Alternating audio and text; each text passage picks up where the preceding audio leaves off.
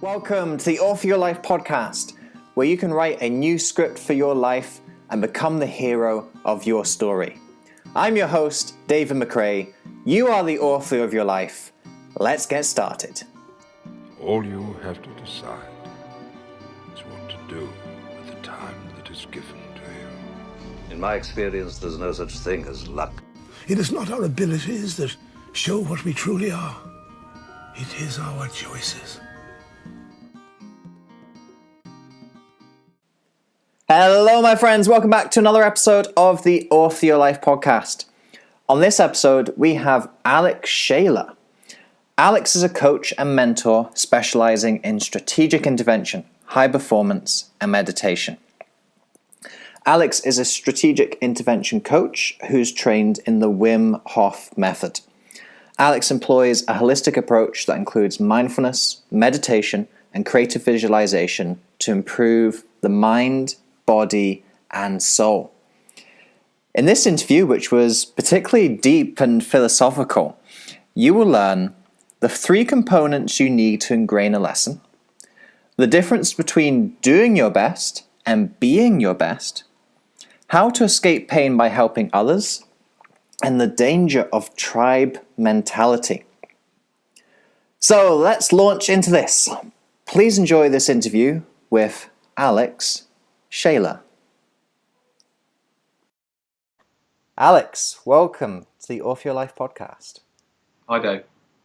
So, what I'd like to let the audience know a little bit more about is, why did you start the journey that you're on? Why did you end up coming to where you are now and becoming a coach? Well, basically, I guess in these situations you have to go back to the things that really inspired you. And one of the first things that I can say really inspired me, not to do with coaching specifically, but all of these things tied together. When I was about 15, a stranger in an internet chat room, back when the internet was in its infancy, put me onto the works of Alan Watts. And at that time, I can't remember what we were talking about. But for some reason, the conversation got philosophical, and he introduced me to Alan Watts. Back then, you had to download Alan Watts talks in MP3 format on my 28.8K modem, and they took absolutely forever to download. In fact, I'd probably usually do a search, and then I'll get one downloading before I go to bed. And if I'm lucky, then it would be done in the morning. So I would listen to all of these Alan Watts they were talks, they were not podcasts, obviously, recordings. And for anybody who doesn't know who Alan Watts was, he was a philosopher that brought a lot of Eastern philosophy over from the East and into the West. He lived in America for a long time, and he introduced a lot of concepts from Zen Buddhism and Hinduism and Japanese culture to the West. But primarily his thing was Zen Buddhism, and so that's what I kind of got interested in from a young age, from his perspective, from a very Western perspective. And listening to Alan Watts from such a young age, back before he was popular, I suppose he's always been popular, but I remember there only being a few hundred hosts for these talks, and now if you go onto YouTube, like, there's Alan Watts talks with hundreds of thousands of plays, and everybody seems to know about him. But back then, these things were still quite obscure, especially for someone my age, and it really helped me. But I guess the core message of the teachings didn't really sink in until years later, really. A few years ago, I went through a really challenging breakup. I was with my then partner for almost 10 years.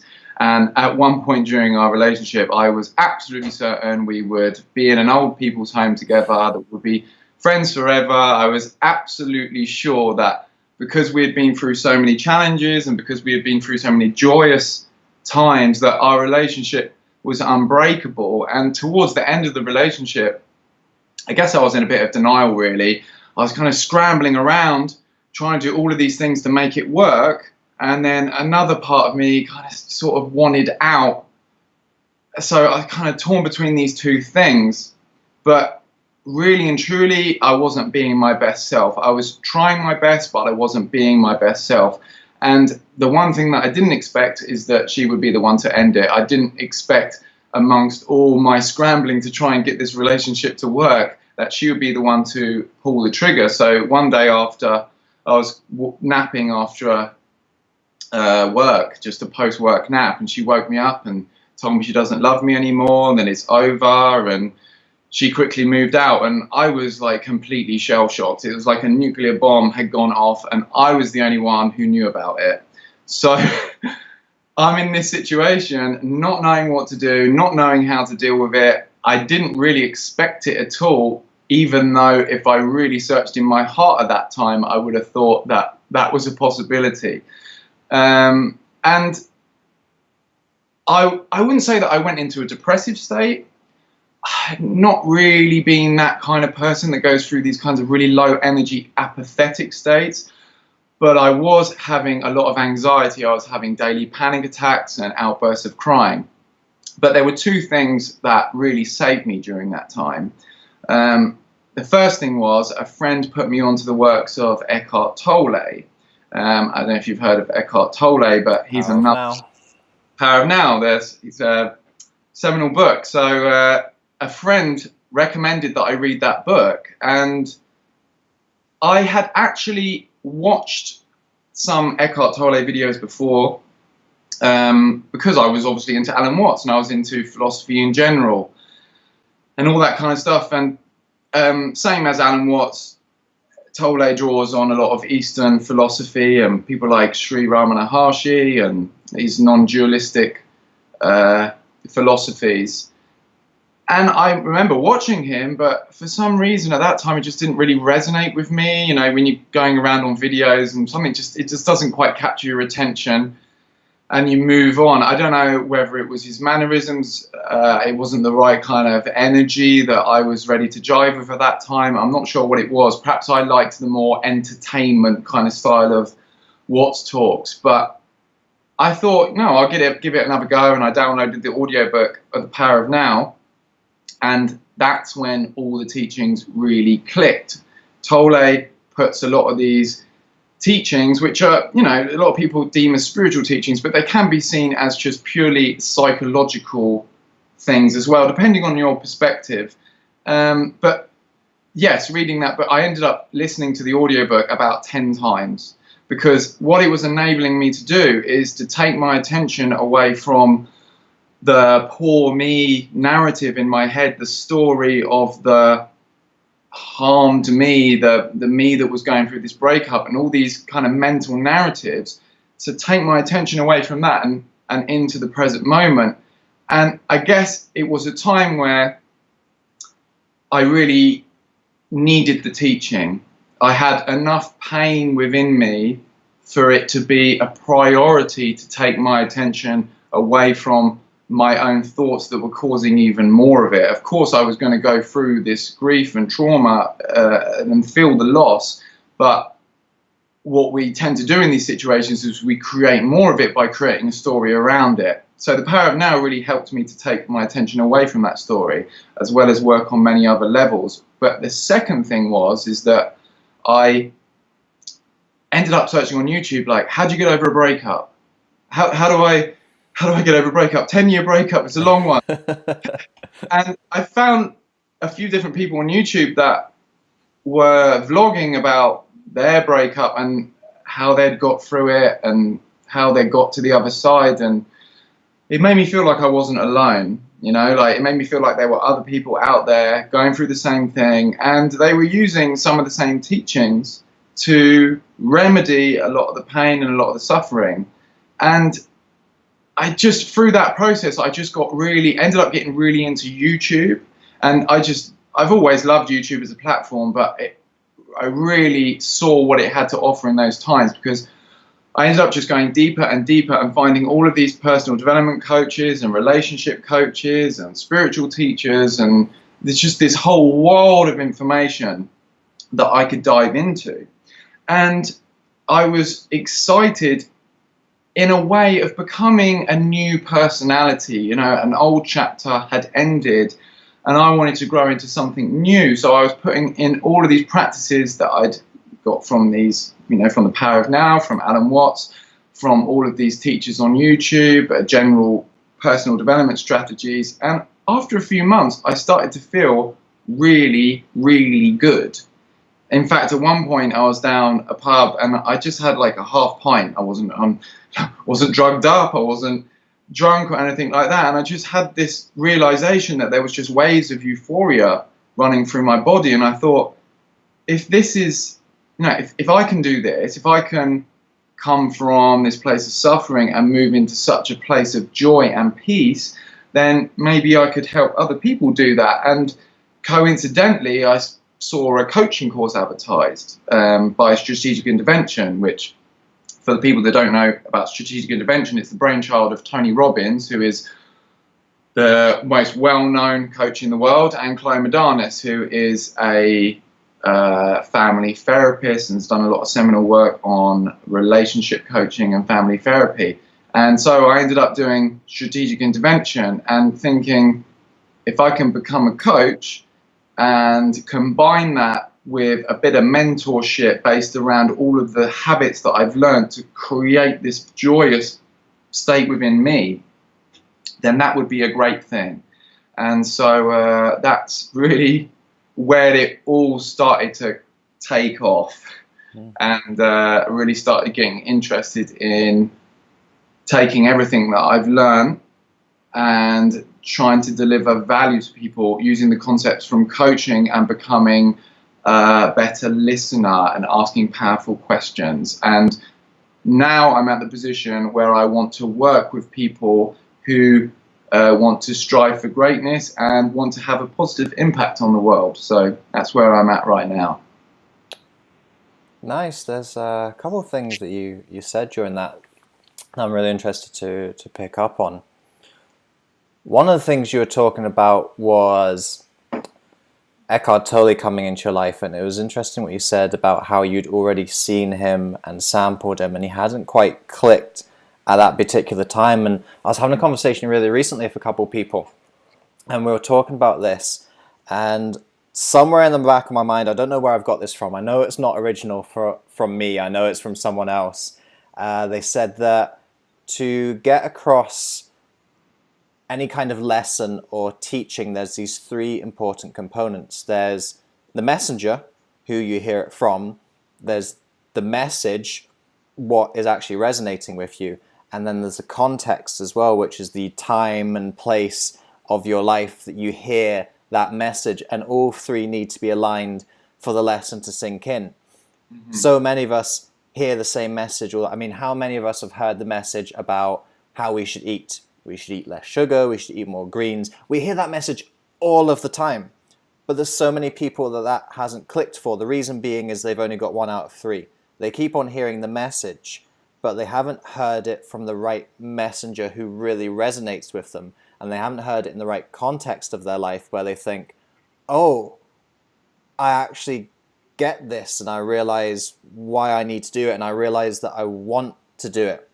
So I think it's interesting that for you at that particular time, all three weren't necessarily in place, the 3 things that you need for a lesson. So that was the first thing I kind of wanted to highlight for the audience, because I think that's a really important thing to recognize. Is a lot of personal development, I'm sure you'll agree, it's about the same stuff. Mm-hmm. We're all saying the same stuff. All the ancient philosophers and gurus and teachers, they're saying the same stuff. Mm. We sometimes don't ingrain the lessons of that because we keep on hearing the same thing all of the time. People say, be mindful, have attention to your surroundings. We hear messages like that over and over again. And it's only when you're maybe at one particular point in your life where you feel just so torn apart, and you're kind of, you've got so many pots on the stove at once and you're fighting so many fires, that you actually recognize, oh, there is value to being present and having attention on one thing. And maybe there'll be somebody who comes into your life at that particular point with that message that you've always been hearing, and they just say it in a certain way, and they have a particular story, or they have a particular personality that clicks with you, and all 3 come into place. So I thought that was interesting to hear in your story. Yeah, sure. I mean, I also think, just to expand on what you're saying, in simple terms, we tend to gravitate, towards people that we like.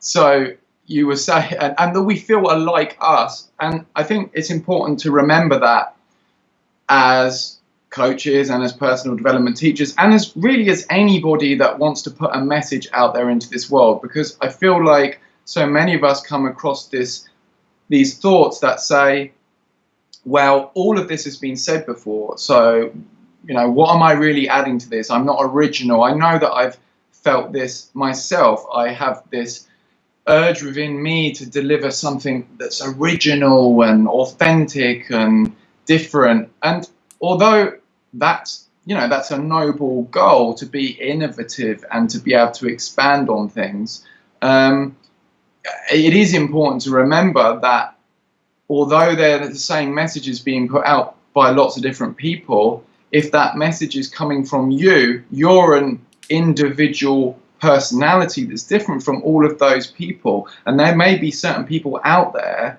that resonate with your way of being, with your way of putting it, with your way of relaying the information and your personality. So I think that's important to remember when we're thinking about other people that might need certain kind of information or looking for that information, that just the fact of you being you can sometimes be enough for someone to open up to that message, like you're saying. And I think, to expand on another point you made about, you using the analogy of having all these different pots on the stoves and trying to juggle lots of things at once, or as I see it, maybe just going through an overwhelming time, maybe with a lot of pain and suffering in there. There's a concept within maybe a little bit in Buddhism and Hinduism that sometimes we need enough pain and suffering to be able to then realize that we want to drop it, because so much of it is created by the narrative and the story that we're telling ourselves. And a lot of the time that narrative and story isn't uncomfortable enough to not be identified with it, for it not to have our attention all the time. And sometimes it gives us joy. But when it gets to times where where these stories and narratives don't feel good, that is when we can be more open to these kinds of teachings, because we've now got enough pain and suffering to warrant taking our attention away from the story, to give us that as a priority. You see what I mean? Mm-hmm. So I think that's just two interesting points, and I think that's what happened to me, when I was obviously going through a lot of suffering at that point, and maybe Tolle's message, Tolle's kind of personality still isn't exactly, it still is quite far away from me. But at that point in time, I was much more open to it because I was going through those things, and it humbles you. So yeah. Mm-hmm. There was a phrase that you said that I thought would be interesting to pick apart. You said during that time where you were challenged and you were going through the breakup, you said you were trying to be your best. You weren't being your best. I thought that was an interesting distinction that you made, and I was wondering if you could pick that apart a little bit more and make the distinction between what you think the difference is.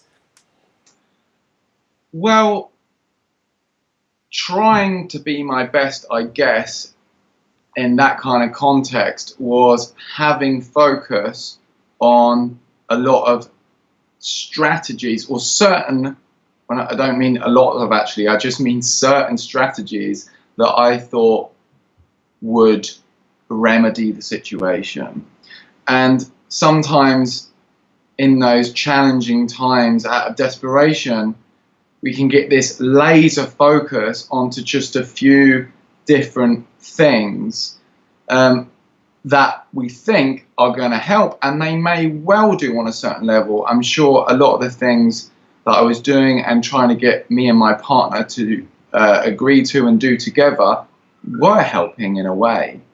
But through that laser focus of just trying to do particular things, it's easy to, and that's what I did, it's easy to forget the bigger picture. And sometimes in these situations, the other person can see that bigger picture. They can see that not only the bigger picture, but the overall emotional quality of the situation. Especially sometimes people like us that strive to be high performers, we can get so focused on to certain actions and all the doingness of a situation that we take we forget that the overall emotional quality of the situation isn't great. It's almost like we can just put the emotions aside and say, no, don't worry about those. I'm just focused on this, and as long as I'm focused on this, it's okay. But you have to ask yourself the question: what's the point in doing all of these different things if the overall emotional quality of the situation isn't good? And sometimes it takes the other person to say that, to say, no, we're not, this isn't working for this reason because we're not happy, or we're not. You can get so caught down the rabbit hole of doing that you almost forget the happiness, you almost forget the love and the contentment, because you this is what I was doing. I was putting so much value on all the things that I was doing. I was thinking, well, everything's fine because I'm doing my best. So there's the distinction between the doing and the being my best self. The beingness is a lot more closely related to the overall emotional quality of the situation, and that's what's much more important in relationships. It's all of the doing the stuff together is great, but it's also you really have to step back at moments and really think about what this feels like and how much love is really there, and all those kinds of things. So it's funny you were talking about Alan Watts being the early teacher and the person who came in earlier in your life. For me, it was a similar sort of person. It was Wayne Dyer.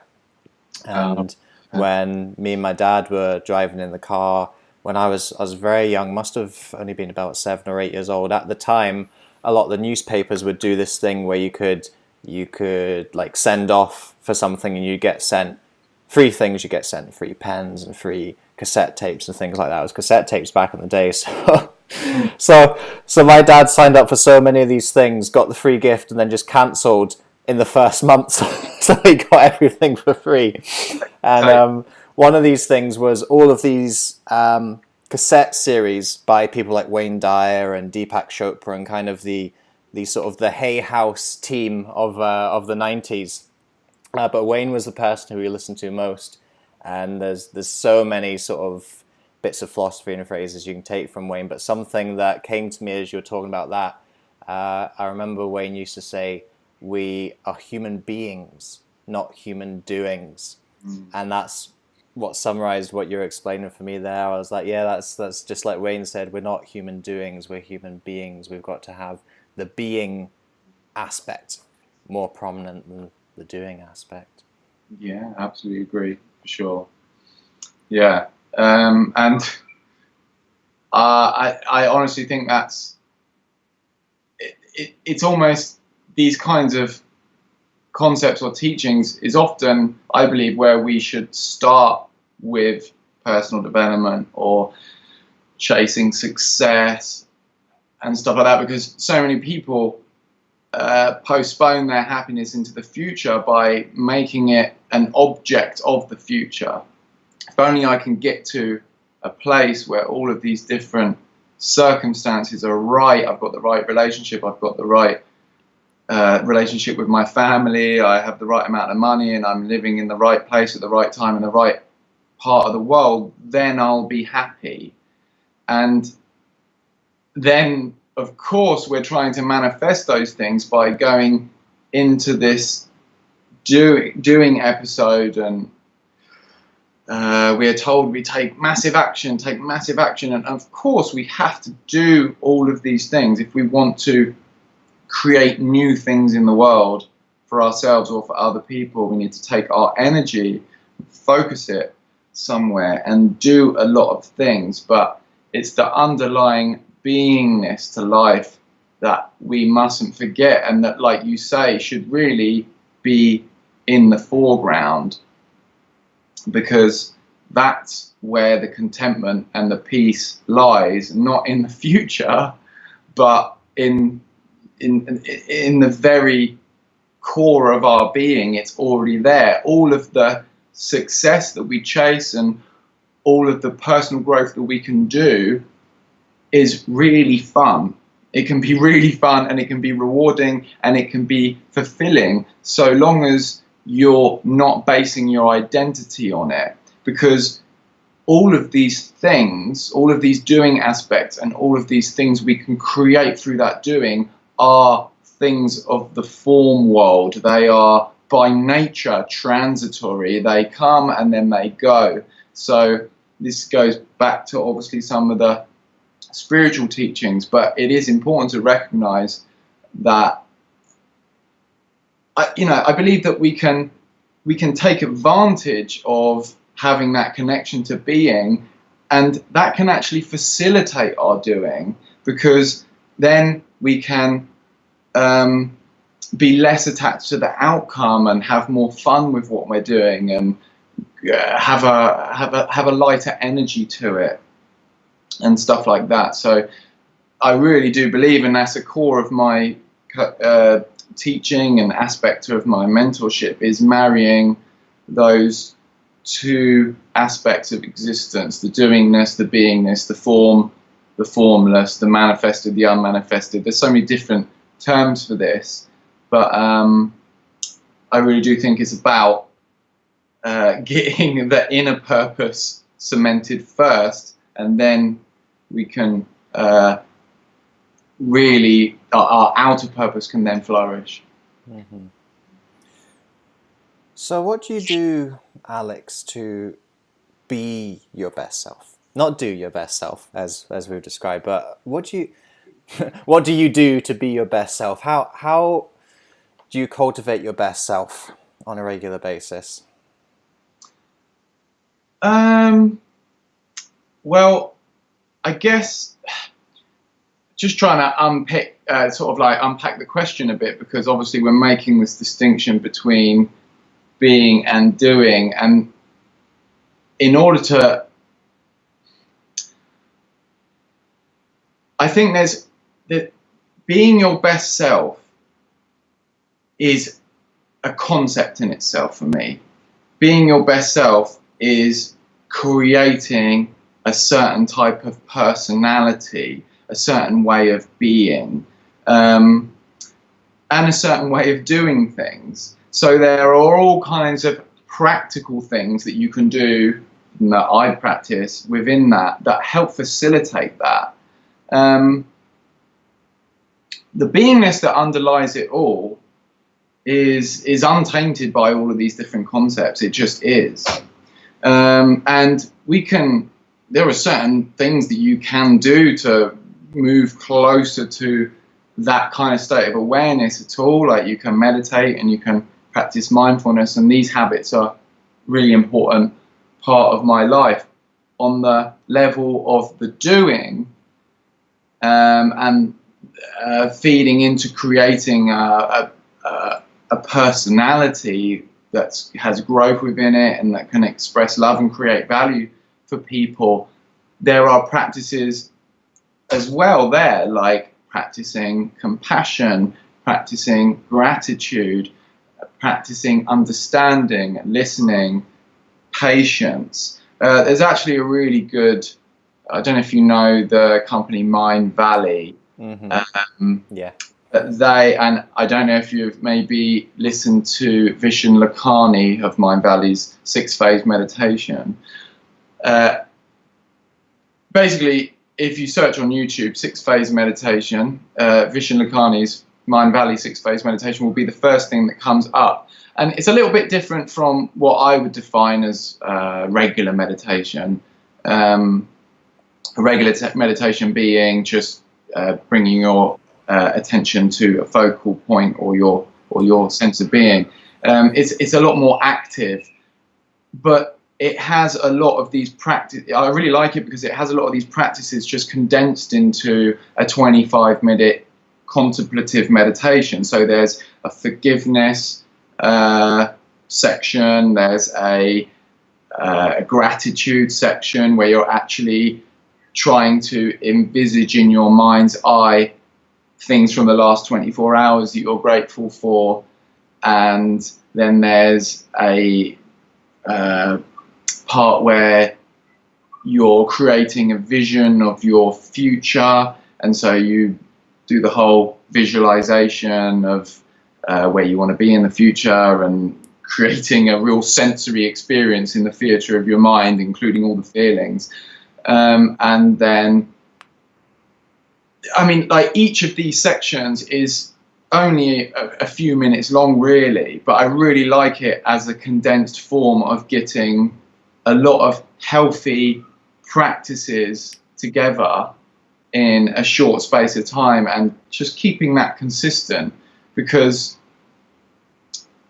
if we do practice these things like compassion, understanding, and gratitude on a regular basis, they do seep their way into our personality, and we do seem to become more of those things. I've used a lot of affirmations in the past. I was previously really skeptical about affirmations, and I still don't know 100%. I don't have the proof that they work on a scientific level, but the field of psychology and definitely the spiritual world seems to be behind them, and I believe that they really work, affirming to yourself the type of person that you prefer to be, and the type of person that you want to grow into.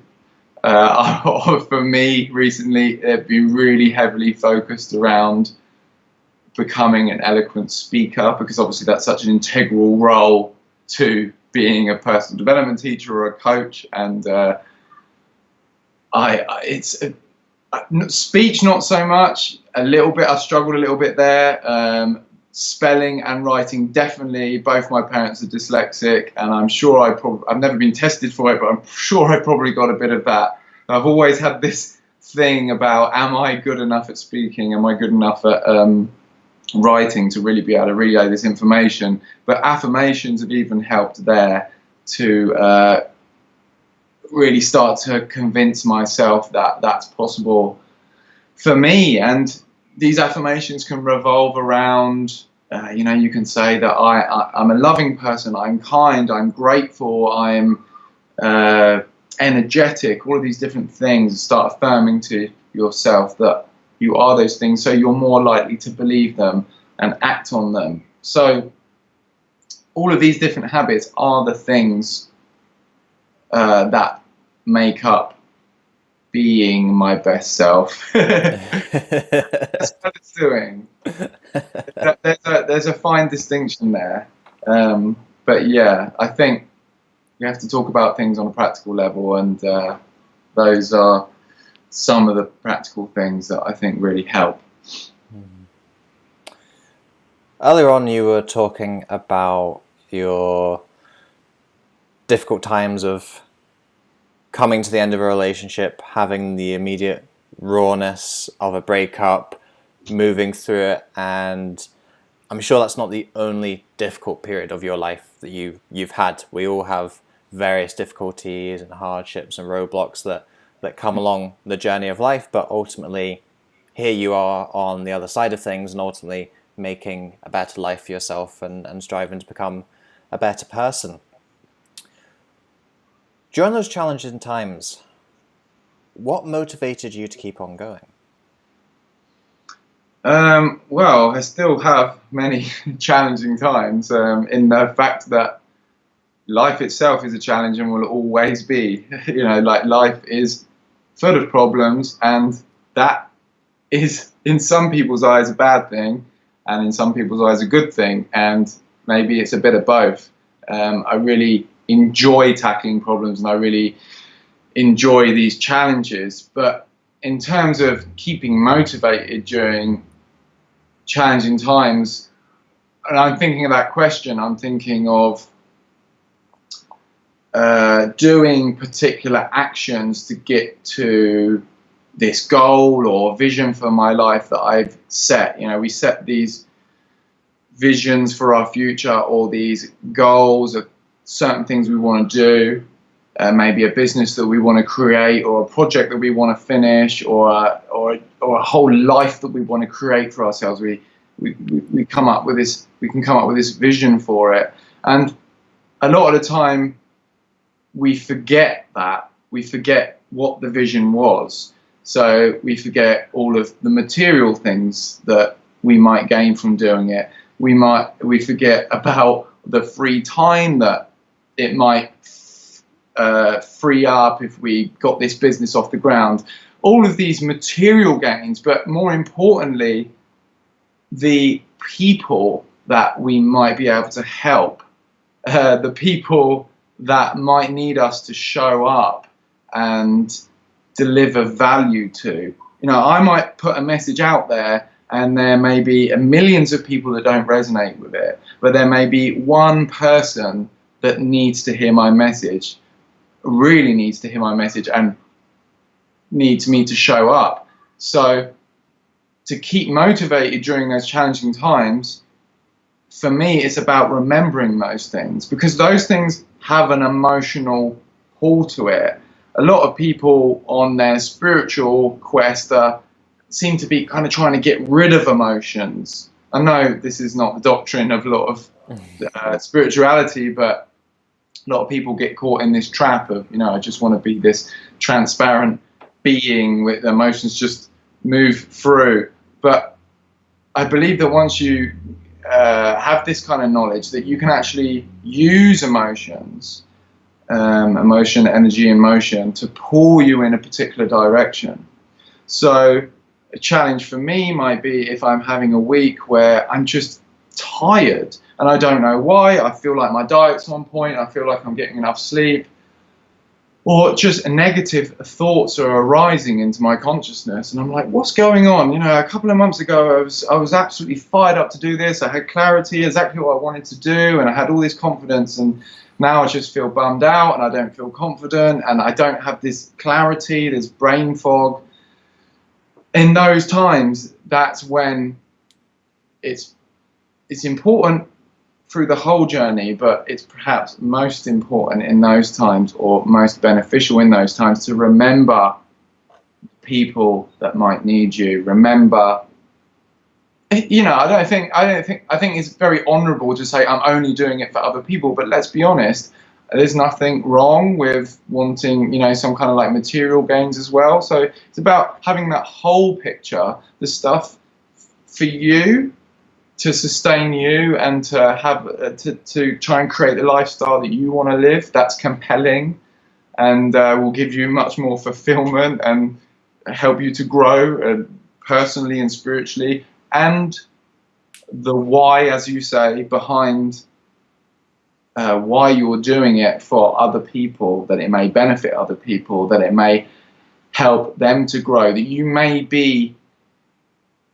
a cog in a machine that, if you just add your energy in a certain way, takes us across a tipping point as a society or a species. Our society, as we all know, is going into some dangerous directions, and we need all of us to really step up and to become a part of having innovative ways of thinking and solutions to these challenges in the future. So that could be another important why, remembering the global scale, remembering that if you influence people, it can be a trickle out effect and that if you influence one, they may influence two, that influence 5, 10, 100, 1,000, and that just may be what the world needs at that point in time. You never know exactly what effect you're going to have. So during those times of low energy or challenges, or when my attention is distracted, that's what I personally try and do, is tap into those whys behind why I'm doing it. Behind why I'm doing it, sorry. The why behind the why. The why behind the why, yeah. I think whilst I was saying that, does that make sense? When we talk about these abstract things, sometimes the language gets a bit iffy. But Yeah, I think that's a really important point that you made. It's one of the kind of generic pieces of advice that I'll give to people when they're going through a tough time, and that is, whenever we make it about ourselves, that's when we're in pain. And you can look at that in a lot of different contexts. When we're looking at what can we accumulate for us, what money can we get, what prestige can we get, what status can we get, what validation can we get, that puts us into pain in the long run. When we look at the woe is me, this is happening, I can't do this right, I'm useless, I'm pathetic, we make it about ourselves, again, we get stuck in the pain. But when we make it about other people, we move out of the pain and we move into happiness, fulfillment, whatever word you want to put on it. Because what that really allows you to do is get out of your own heads, because you're your own worst critic. You speak most harshly to yourself. It's when you get focused on yourself, that's when you're the least of who you are. I think it's when you really expand that outward, expand it beyond yourself, start looking at, okay, well, if I'm going through a challenging time, actually, how can I help other people who are going through challenges? And that will give me some perspective on what's going on for me. That will give me, if you look at a very kind of clinical physiological level, that's going to activate various neurochemicals for you. It's going to give you what they call the helper's high, and that is going to make you feel better on a purely physiological level, never mind deeper levels that you can take it to. So I think that's a really key thing for anyone listening to this to appreciate, is whenever we make it about ourselves, that's when it hurts. Whenever we make it about other people, that's when we start to move into a better manner of living, I think. Sure, yeah, and I think it's important to say, I've done it. I'm no saint. I've had times where I've moved my attention away from. It's always been there, but it hasn't been. I've had periods where my primary focus has been more on myself and not other people, and I felt the impact of that. So I think we're all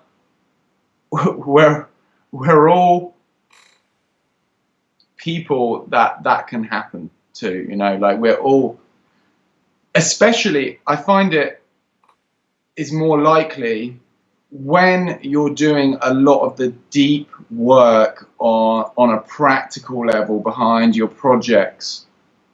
I think that's when it can creep in, because, for example, when I first thought about being a coach, I'm having these grand visions about how I can change the world of mental health and how I can influence all of these different people and what kind of joy that might bring other people and what kind of fulfillment that might bring myself, and really looking at that, really having that global, wider focus, that much more selfless focus. And then, of course, to bring that into existence, I've got to take massive action. I've got to do thousands of things on a practical level that make that happen. And I think that's when those kinds of more self ways of thinking, when you're looking at yourself, can start to creep in. Not necessarily just because you're being selfish, but because you, out of the necessity of these practical things you're doing, you're having to focus a lot on learning new skills, practicing certain things, creating things. You might spend hours on the computer creating a video or a podcast or writing a book and you're analyzing whether it's good, and you realize it's coming from you. Perhaps some people might think it's coming through them, and I like to think when you get into more flow, it comes through you.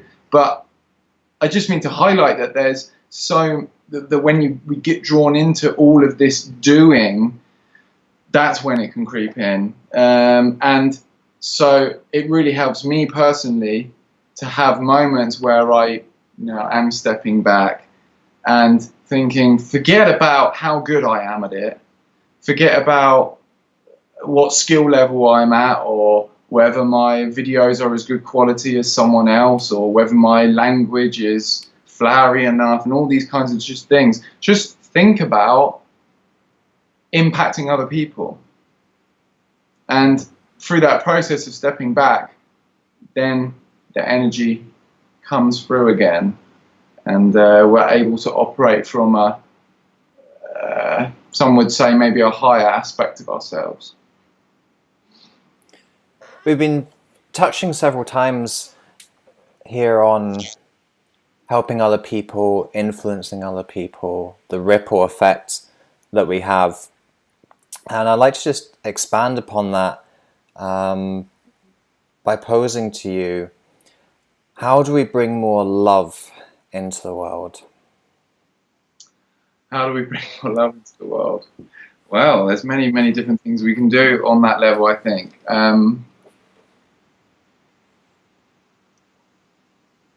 For me, and it goes back to a lot of these so-called spiritual teachings, but could just be seen as general philosophy, getting in contact with that sense of beingness that we've been talking about, and getting in contact with our own awareness is a way to bring more love into the world. Now, let me explain. If we have meditation and mindfulness or presence practice as a regular practice in our life, then we're practicing moving our attention away from the thinking mind, the egoic mind, and into the present moment. And the egoic mind, for very good reasons, because it has a lot to do with evolution, and in the past being in situations where there's a lot of danger all the time, that part of ourselves is always on guard, it's always defensive, it wants to win the argument, it wants to be right. We've all had these experiences when there's been a debate or something, and we can feel this kind of heat rising and this energetic pull to be right and to prove our point. And that part of ourselves is often very judgmental. We can be walking down the street and we see people and we're judging people. And I think it's important not to beat ourselves up about this. I think there's a very good reason that egoic part of ourselves has evolved, because, like I say, we come from a time where we may well have had to be on the lookout for animals attacking us, other tribes attacking us, the weather attacking us, where we're going to get our next food source from. So that level of thinking, it's got judgment and defensiveness at its core. And when we take our attention away from that and we move our attention onto our beingness and our awareness, and that I am that permeates through our existence, more love naturally flows through. People from a lot of spiritual traditions or non-dualist kind of teachings would say that that's almost like the default way of being, that once we get in contact with that aspect of ourselves, and there are certain practices that can help with that, like meditation or mindfulness, and some people take psychedelic drugs to get to satori experiences, and some people go through aesthetic practices, and some people just practice presence in their day-to-day life. It's all these kinds of different practices coming that are going to help us come to these realizations, help more love to flow. People from these people these kinds of teachers would say that, yeah, like it's our default state of being that, for example, if you're in an argument with someone, or maybe you're even in a relationship and you're having an argument with your spouse or your partner, again, we get that the story and the narrative that's going on can be so magnetic, and it hypnotizes us, and it takes our focus and attention in, and the ego activates more and more, and we want to be right, and we want there to be a resolution that makes the ego feel good. And sometimes we just have to stop and move into that stillness. Sometimes we just have to have that alert, present state of awareness. It's almost like awareness just being aware of itself, just being aware that we exist and that we are. And if you can practice that for a moment, it takes the energy away from the narrative. It takes the energy away from the story that at that point in time seemed so important. And we realize that maybe it's not all that important. Mm-hmm. And in that state, a lot more love and compassion, understanding and listening flows through, because we don't have that egoic part of our mind obscuring all of it. So that's one thing that we can do. And also just some of the practices that I've mentioned before, practicing gratitude, practicing compassion. I feel like it's helpful to make these things regular practices. We hear about them from YouTube videos or teachers or seminars. We hear about practice gratitude, write a gratitude diary, do a meditation on compassion. And you can do it once and you can do it twice, and you can think the idea is great. But if you're not practicing it regularly, it's not going to become part of your personality structure. So when we do these practices, we're adding these things into our personality structure, and they're more likely to come out in our actions. And if that's how some people define love, as having that compassion, understanding, and listening ability, and being grateful for things, that's part of what is more likely to come through when you practice these things. So there's things that you can do there. Yeah, I'm sure there's a lot more. But we could go on forever into different practices that help that. And just remembering about the concept of love as well. We just get focused so much into being a problem solver and being a solution maker, that sometimes what someone needs is just a listening ear. They don't necessarily need you to jump in and solve the problem. They just need someone that makes them feel seen and heard, for example. So really boiling it down to basics and remembering this force of love that we obviously need so much more of in the world, especially at this time where we've got this crazy political polarization and social media putting us in these echo chambers and creating all of this perceived distance between us. We have to step back and remember that we're all part of the same reality, of the same consciousness. And so it's just remembering those things that helps us to then carry out the actions that bring that love into the world. Mm-hmm. I thought it was really key what you were saying there about stories, and when we're in that moment of conflict and when we're out of love, the ego is creating a story. Just at the end there, you were talking about the challenges that we have in society right now, the polarization, and I think that all comes down to stories, and it's all these stories we create about other people, these stories we create about the world. If you listen to conservative media, they'll tell you one story about what's going on. If you listen to liberal media, they'll tell you another story about what's going on. You'll create your own stories based upon the people who are around you, the people that you have exposure to.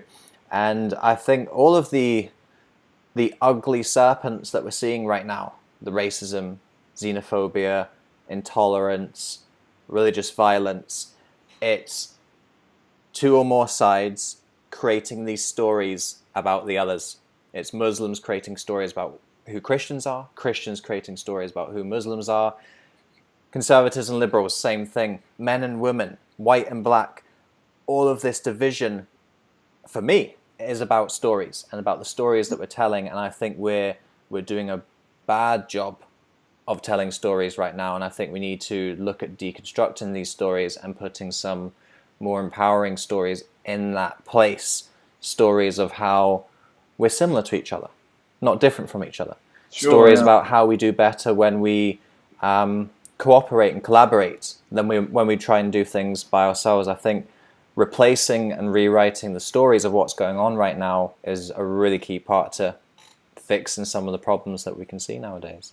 Yeah, I like to think of them as stories, like you're saying, but as memes and narratives at the same time. Memes as in conceptual packets of information, packets of ideas that are threaded through society and run their way through certain cultures and different idea systems and belief systems. And it's like with the political polarization, there's very strong memes on either side. If you look at left-wing media, a lot of the same memes and narratives and concepts come up, and they may well be a lot of useful stuff within there, and same on the other side. But you can see even like when people are having arguments on the internet, like one side will use the same insults as the others. They'll all use the same kind of like insults. Like the right wing will be saying, "Oh, left people were cucks" and all this kind of stuff, and left-leaning people will think everybody on the right's racist or whatever it is. But I do think we've got to a point now where the polarization has got so wide and so strong in the West now. It's almost like the wider it goes, the more ideologically possessed people become on both sides. I mean, I see myself as someone that's kind of in the middle of it all.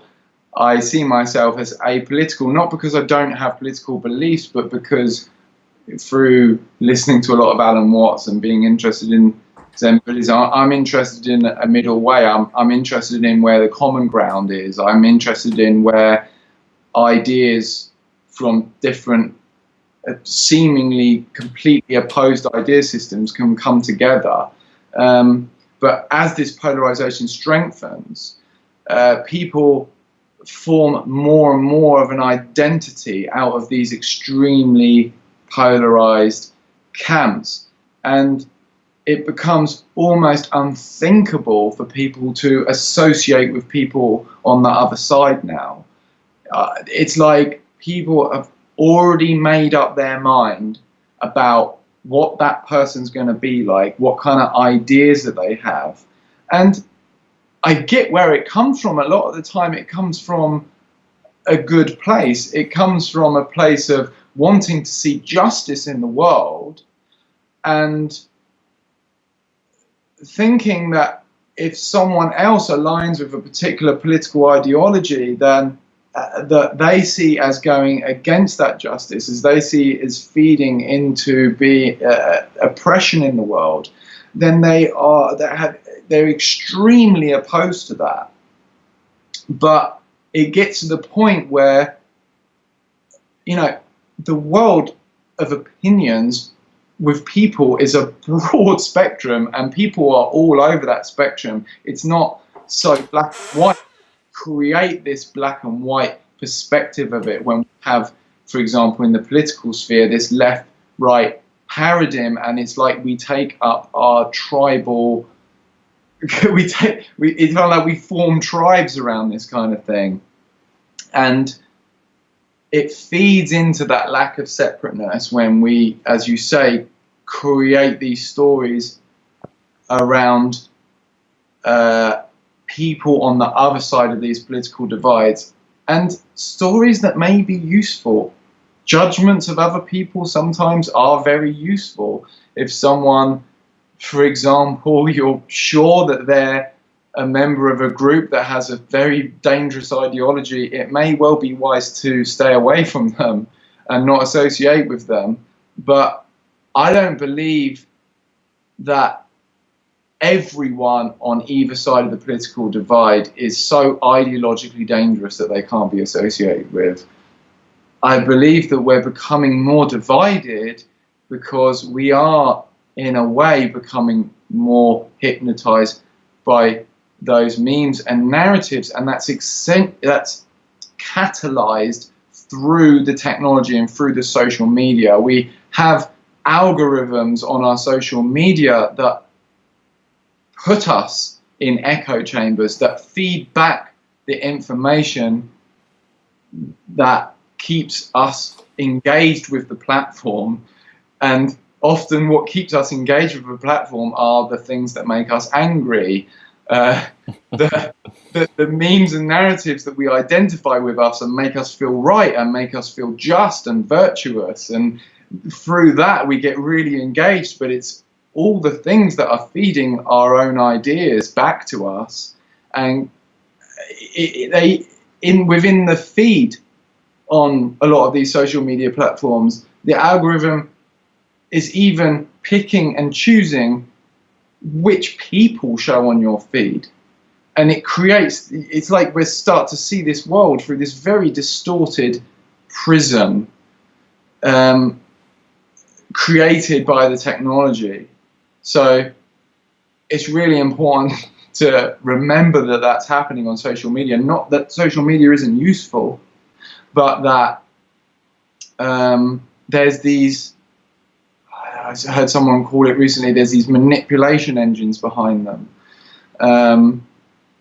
So that feeds into it. What we do when we strongly identify with memes and narratives feeds into it.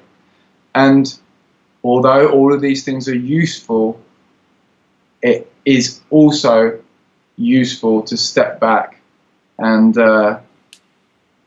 try and understand what people from seemingly different political ideologies, the way they think, why they think that. Because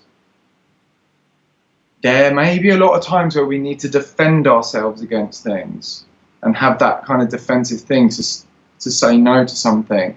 But there may be other times where it would be helpful to really raise our level of compassion and understanding, because that's also the way that you influence people, is through a less defensive, less judgmental, less kind of angry way of being.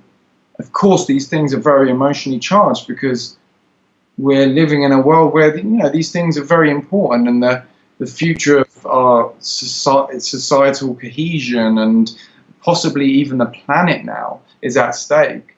But in order to move forward and have a chance of these things working going forward, there needs to be more cohesion in society, and practicing moving into those states of awareness away from the egoic mind and more towards being just in contact with your state of being really help feed into maximizing the likelihood that that's going to happen. Yeah, it's interesting to see what the future holds and the way this all pans out. I think it's a critical period in the history of mankind. I think the next 20 to 50 years will decide a lot of things about where we're going in the future. I've got a few questions to round off with and to close up this conversation, but just because it's the last few questions, don't feel you have to give any short or succinct answers. Be as elaborate and detailed as you'd like. The first question is kind of talking about futures and thinking ahead. And it's thinking about the next generation and the generations to come. If you imagine that right now with us we had a 5-year-old, and you are going to tell this 5-year-old something about what to expect from life and how to live a life where they're their most fulfilled, what would you want to say to that child? Wow. Just to highlight, I don't have kids. And so therefore, people that do have kids may have a much more enlightened view than me, because they know what they're dealing with there. Of course, I do have some experience with children.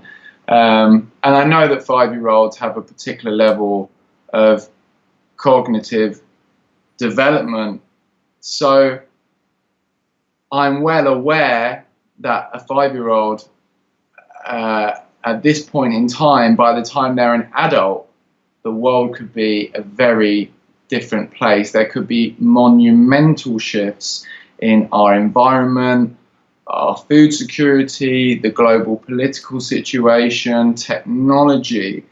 There's going to be so many things that we can't predict, and the shifts are happening on a logarithmic scale. It's like the world is speeding up and speeding up. So we can't imagine the kinds of challenges that someone who's 5 now will be dealing with in the future. And that's not to paint like a doomsday scenario or a fearful vision of the future. It's just to recognize the facts of where we are. But for a 5-year-old, I wouldn't burden them with this, because on that conceptual level, they're unlikely to be able to really fully process and understand that anyway. What I would encourage in children of that age is just to be playful and imaginative and creative, because encouraging a child to do that leads to a more creative and innovative adult. And it's that creativity and innovation that's going to be really needed to solve the problems of the future.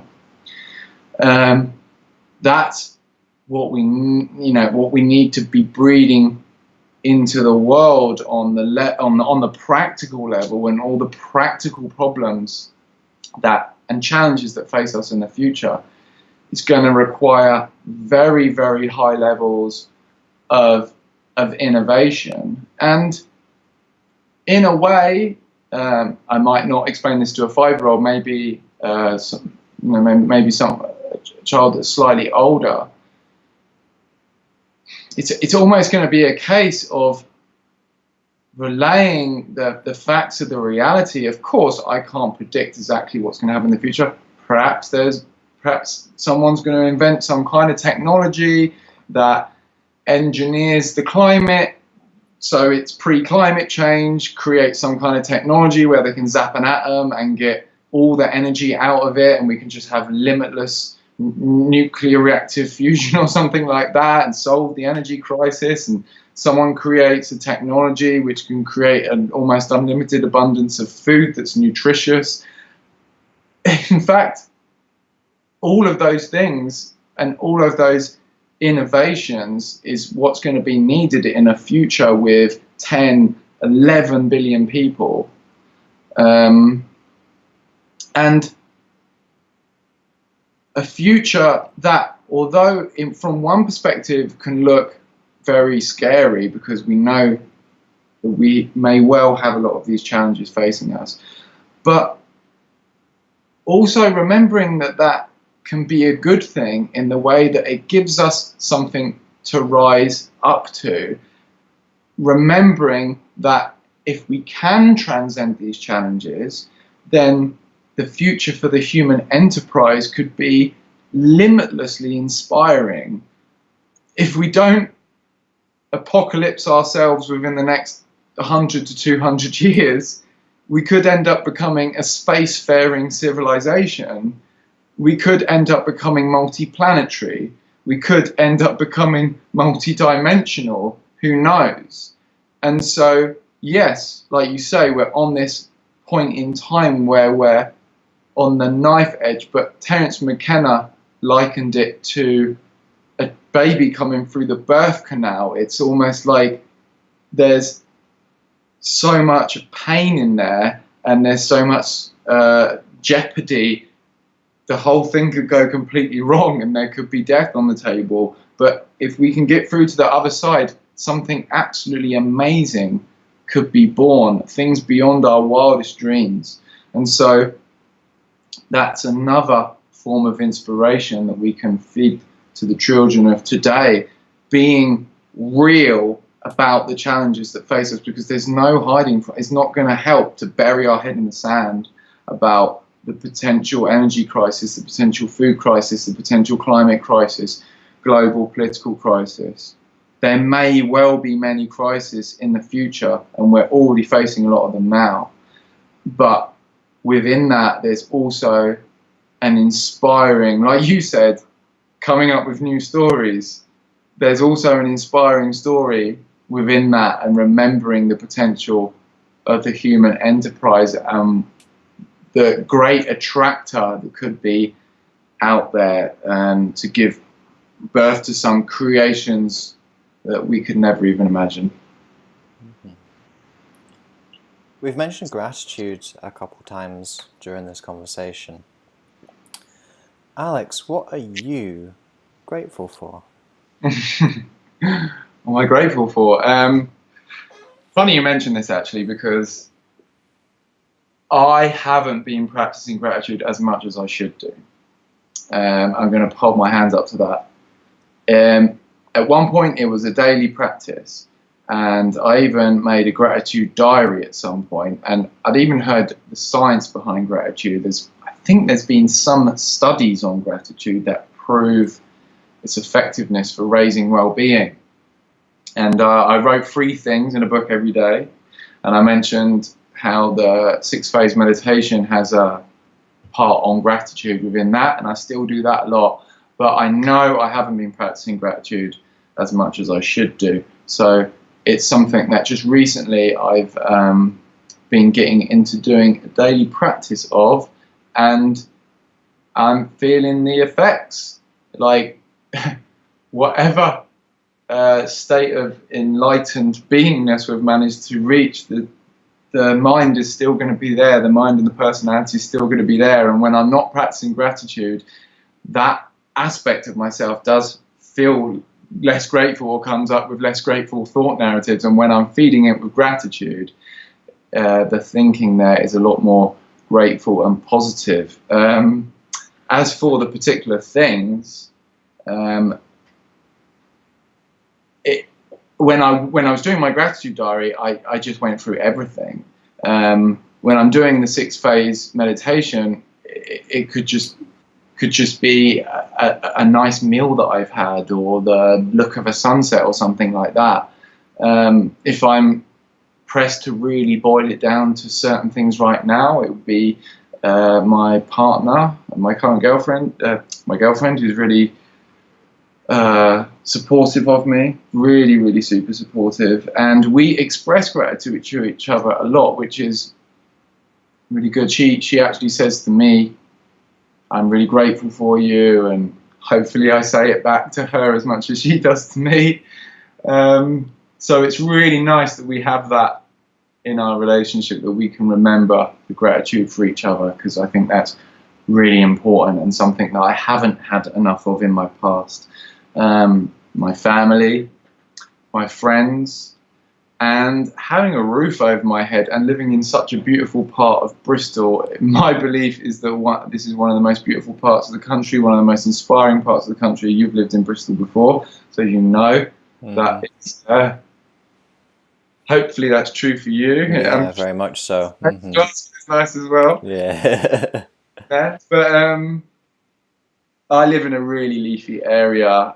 I can walk out my house and all the gardens have got bushes and trees, and it's the summer right now, so there's a lot of flowers out, and it's very urban here in terms of I'm in the middle of the city. 5 minutes walk that way is Stokes Croft, with all of the grittiness and bars and clubs and thrift shops, and on that 5 minutes that way is town with the harbour side, and all the commercial district, and then you've got White Ladies 5 minutes over there, and with all of its boutique shops and upmarket bars, and then you've got 10 minutes further the Clifton Suspension Bridge, which is just obviously a sight to behold, and Ashton Court around that area. You don't have to go far from where I live, right in the middle of the city, to get to nature.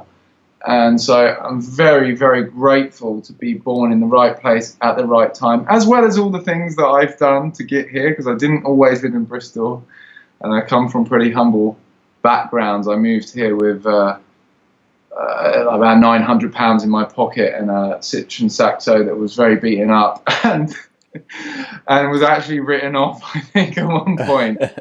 But that's another thing to be grateful for. My mum's partner at that time fixed up my beaten up Citroen Saxo after smashing into the back of someone, and I managed to get to Bristol with very limited money, do a lot of cleaning and agency jobs, eventually get my electrical job, and then land up living in one of the most amazing cities in the world, and in one of the most amazing areas within that city. So I know that might not always be the case, and I am grateful every day for that, as well as my friends and family and my partner.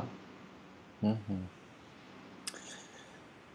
There will come a time, sadly, where it's our last day, and we're going to move on to whatever the next adventure may be. And plenty of people in philosophy and spirituality have hinted to what that next adventure might be. We'll just have to wait and see what happens when we get there. But when you get to that point, and when it's your last day, and you look back at your time here on Earth, here in the physical plane, the material world, what legacy would you have liked to have left during your time on Earth? Well, I guess that can be a question that works on many levels. On a very basic level, I would have hoped that I'm just someone that has put as much love out into the world as possible, and been the most loving person I can. And that really is as simple as that. In terms of having a wider legacy behind all of the things that I'm trying to do and create right now, as we previously discussed, it's very hard to know what the future is going to look like, and what kind of challenges are going to be there, and what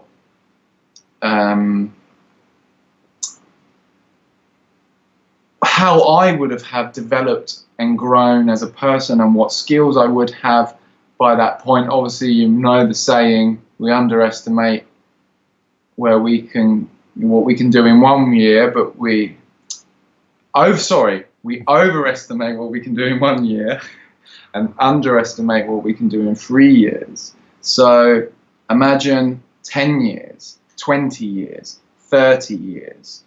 The depth to someone, the depth that someone can grow, the heights that someone can grow to, if you want to put it that way, and the new skills that someone can have, you know, in that kind of time scale, can be there can be absolutely huge shift. And at the same time, the practical situation of the world may have shifted a lot. So personally, I like to be very flexible and dynamic, to really focus onto what my mission is right now. And I know what my mission is right now, and that's to impact as many as people as possible with their personal development and spiritual growth, and to help them get in contact with their own sense of beingness, and to really, I want to really boil down meditation and mindfulness teaching into a very practical, common sense approach, so that can reach more people. I don't believe there's enough of us in the world that are practicing meditation, and a lot of us probably put it into the category of it being spiritual or woo-woo, or I just can't meditate, I'm no good at it, I can't meditate. no good at it. I want to show people that everyone can meditate, and that everyone can practice mindfulness, and that it is in fact very simple and easy thing to access and start practicing. So yeah, I know what my mission is right now with creating the YouTube channel, delivering more personal development value to people, like you've said, from my perspective and from my personality. But that could lead to something a lot bigger in the future. It might not do. I don't know exactly what the future holds, and I think it's quite frankly impossible to tell. But I have a level of certainty that the future is going to hold.